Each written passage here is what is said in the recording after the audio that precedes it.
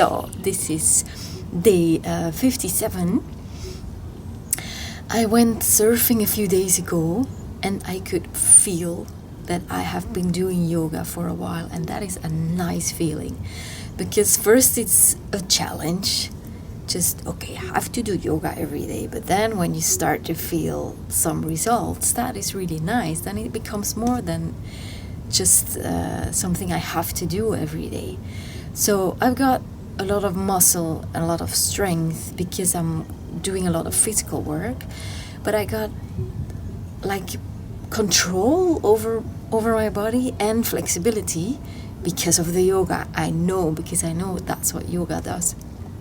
So because of doing the yoga poses, you become more in contact with all the little parts of your body. So you have more control over everything. You become more like one. You're not just this person living in this body, like as if you were two different things just happen to be put together, but you just become like a team. And that was really nice to notice that. And the flexibility, of course, is getting better as well, which, I don't know, it doesn't seem very important, but it is.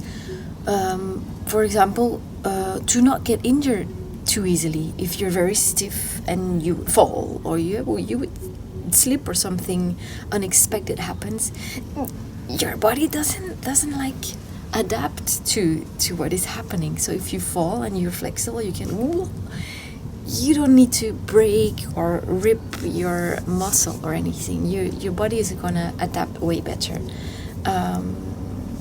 But you always have to keep the balance. Well, for me, that is very important, and I think for most people, to keep the balance between flexibility and strength.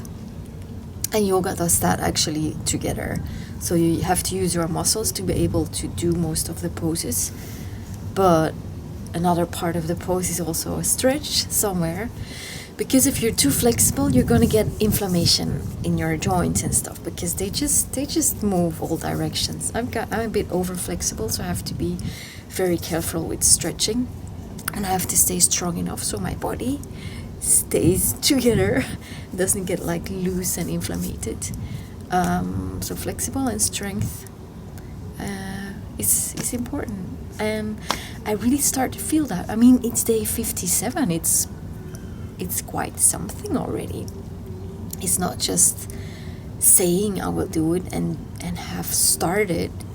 It's like I'm doing this and I've been doing it for a while, and it's paying off. And apart from that, I'm also just proud and starting to feel more comfortable with the thing yoga. In the beginning I was struggling with, part of me still hates yoga. And I think that is getting better. So that's good.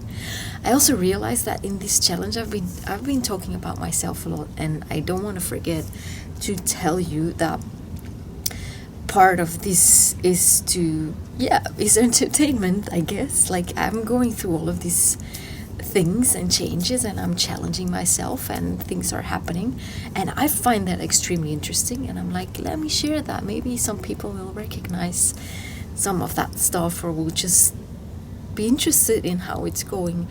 But at the same time, I don't want you to forget that I also want to inspire you to start your own challenge. So I'm doing a lot of different types of challenges to show that you can do a challenge at any level, at any field you want. And for example, this yoga thing for me is challenging, let's say, just physically, just because I have to do it every day, but as well, emotionally, you already know.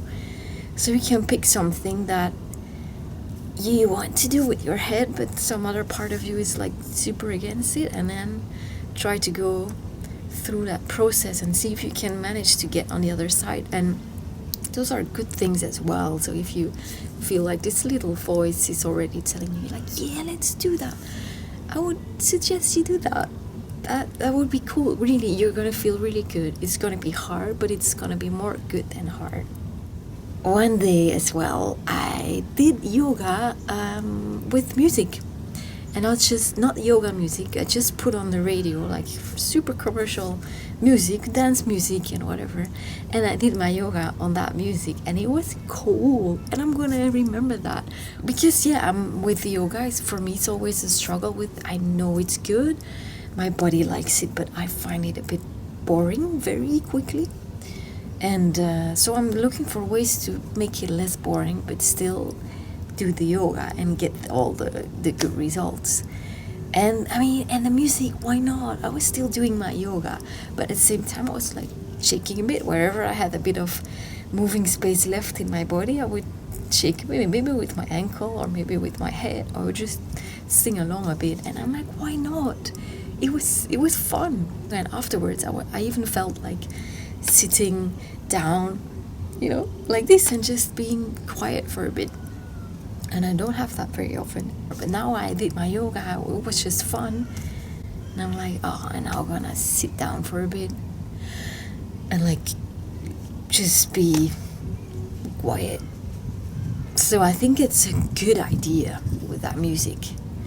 And so you can have fun and then have this quiet time afterwards. It's much nicer.